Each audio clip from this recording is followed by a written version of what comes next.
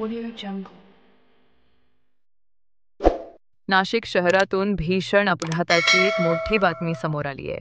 शहरातील बळी मंदिर चौफुलीवर काल 3 ऑगस्ट सायंकाळच्या सुमारास एक भीषण अपघात घडला. यात बळी मंदिरात पारायण जाणाऱ्या राधाबाई गायकवाड या 70 वर्षीय वयोवृद्ध महिलेस भरधाव ट्रकने धडक दिली. या भीषण अपघातात राधाबाई गायकवाड यांचा जागीच मृत्यू झाला. अपघातानंतर ट्रक चालकाने ट्रक सोडून पलायन केले. मात्र या घटनेमुळे परिसरात एकाच खळबळ उडाली आहे. दरम्यान या प्रकरणी नाशिकच्या पंचवटी पोलिसांत चालकाविरोधात गुन्हा दाखल करण्यात आला आहे.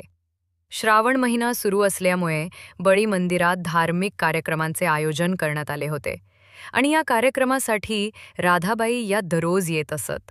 अशातच त्या काल दररोजप्रमाणे येत असताना मागून येणाऱ्या भरधाव ट्रकने धडक दिली. ही धडक इतकी जोरदार होती की त्यात त्यांचा अपघातात दुर्दैवी मृत्यू झाला. या घटनेमुळे परिसरात हळहळ व्यक्त केली जात आहे.